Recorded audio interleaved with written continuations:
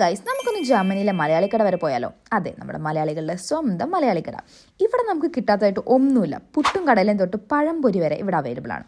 അതുപോലെ പായസം മിക്സ്, മീൻ, അതുപോലെ നമ്മുടെ വെളിച്ചെണ്ണ, എന്തിന് കുടംപുളി തൊട്ട് വാളംപുളി വരെ ഇവിടെ അവൈലബിൾ ആണ്.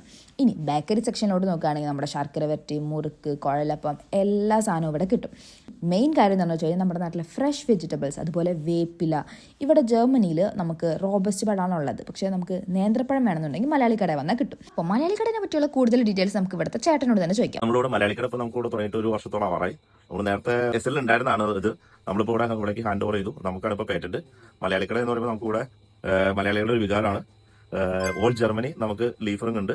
ഓൾ ജർമ്മനി, അതായത് 40 euro എബോ വാങ്ങിക്കുന്ന ഏതൊരു കസ്റ്റമറിനും free of cost all Germany available ആണ്.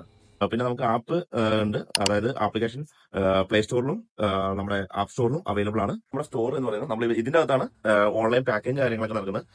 പാക്കിംഗ് ചെയ്ത് വെച്ചിരിക്കുന്നത്, പാക്കിംഗ് ചെയ്യാനായിട്ട് പ്രിപ്പയർ ചെയ്ത് വെച്ചിരിക്കുന്നത് കാണിച്ചു തരാം. ഇവിടെ കുറെ പേര് ഓർഡർ ചെയ്തിട്ടുള്ള സാധനങ്ങൾ പാക്ക് ചെയ്ത് വെച്ചിട്ടുണ്ട്, ഡെലിവറി ചെയ്യാനുള്ള സാധനങ്ങൾ. അപ്പോൾ നിങ്ങൾക്ക് ഓൺലൈനിലും ഇത് ഓർഡർ ചെയ്ത് കഴിഞ്ഞാൽ 1 to 2 ഡേയ്സിനുള്ളിൽ സാധനം കിട്ടുന്നതായിരിക്കും കേട്ടോ കയ്യിലും. നമ്മുടെ നാടൻ കൂർക്ക മെഴുക്ക് പുരട്ടി. നാട്ടിൽ നിന്ന് വിട്ടു നിൽക്കുമ്പോൾ ഏറ്റവും ബുദ്ധിമുട്ട് നമുക്ക് ഫുഡും കാര്യങ്ങളൊക്കെയാണ്. ഇനി ആ കാര്യത്തിൽ ഒരു പേടിയും വേണ്ട, മലയാളി കടയുണ്ട് നമുക്ക് എല്ലാവർക്കും. ഇവർ സാധനങ്ങൾ നന്നായി പാക്ക് ചെയ്ത് സേഫായി നിങ്ങളുടെ കയ്യിലേക്ക് എത്തിക്കും. അപ്പോൾ നെക്സ്റ്റ് വീഡിയോ ആയിട്ട് കാണാം. ചാവ് ചാവ്.